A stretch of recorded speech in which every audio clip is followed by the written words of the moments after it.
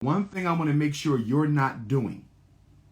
One thing I want to make sure you're not doing. I want to make sure you're not coddling and enabling your children too much. And I'm only saying that because you said both of your children had dyscalculia and dyslexia. I'm not saying that can't happen. But the brother, which is the younger one, he's in the 6th grade, and he was born in 2011. So she was born in 2010. I told him, I got him prepared for kindergarten when she was going to kindergarten so they can go at the same time. And so he moved on. And his dyslexia only came about last year. His dyslexia came about last year. If your son was dyslexic, we would have. We did not surface until last year. So he wasn't having spelling issues. Because right now he says, Mom, I have to read these 3 and 4 times. Mom, I have to, in 6th grade, he's still misspelling words, and I was really focused on her. And like I said, I got him prepared to go into school early. So then he had already skipped the grade. You know what I'm saying? He wasn't even able to go in there. But I'm like, nah, just test him. I think he's ready. He was fine. He was able to go. He's a year younger than her. Okay. As I was saying, my beautiful queen, make sure you're not enabling them. Make them work, make them practice, make them study. But if they need the IEP, so be it. I'm only bringing that up because normally when I see 2 children from the same parents with the same disabilities, often there is a cultural, a family systems justification for why multiple siblings in the same house are having the same problem. Because learning disabilities are not passed down from generation to generation. They don't run in families.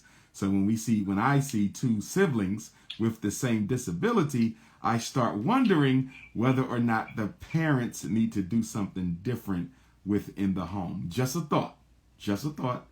So just be careful about that. Well, there are some things that has been different since last year.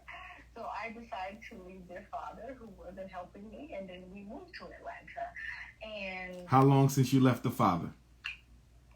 It's only been 2 years. That could help explain their drop-off in academics. See, you just brought up a very significant competing explanation for your children's challenges. So this may have nothing to do with learning and everything to do with their parents' divorce. I don't know that for sure, but it is a significant competing explanation for those. It makes perfect sense because, like I said, my daughter, she's the older one of the 2, and she had a bad fall that developed grand mal seizures and some other complications, okay? So neurological things, okay? So they was just like, well, that just kind of like brought it to light, but dyslexia, dyscalculia is kind of in the bloodline, and that's what they were explaining to me. So I'm just like, okay. And even with the things that I was looking up, they're just like, oh, well, somebody somewhere down the line may have had it because where did it come from? Me, I skipped several grades and when I was in school and, school age and stuff. And I graduated when I was 15 years old. You know what I'm saying? So I don't really understand, what their issues are. And it's really hard to assist my daughter because she, gets extremely frustrated. She, things are jumbled up. And then now with him, after I leave their dad, and then now he started having issues. So I understand that it could be some trauma that may have happened there that caused his brain to do what he's doing. But I also see that he's a little bit more, like I have to push him a little bit more. But I know that he is extremely brilliant, and I know that he can do it because he was taking all advanced classes, and then now he's kind of like on the decline a little bit where he's just like, okay, Mom, I'm struggling with this. And even like tomorrow, I have to go to his counselor and try to see if we can adjust some of his classes just because he's having issues. And I'm trying to figure out, like what is actually going on. We're newer to the city, and then, now I'm having all these other issues. So I don't know if it's just a combination of that or what exactly is the issue, but I don't like seeing them like this.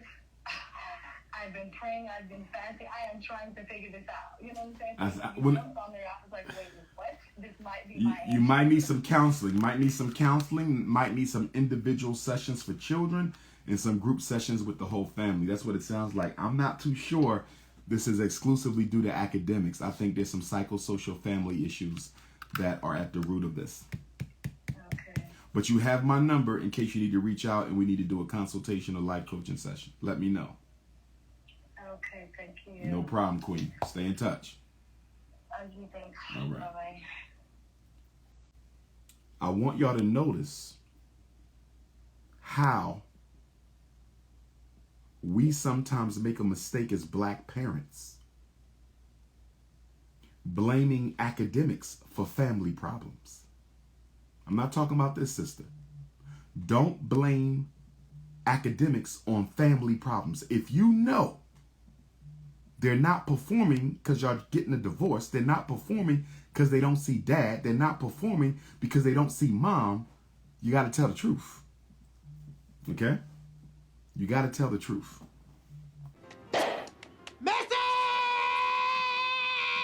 The reason his test scores are low, Mrs. Slurbanowski. The reason the test scores are low, Mrs. Pellegrino. The reason the test scores are low, Mrs. Silverstein. The reason the test scores are low is because you keep on putting them out the classroom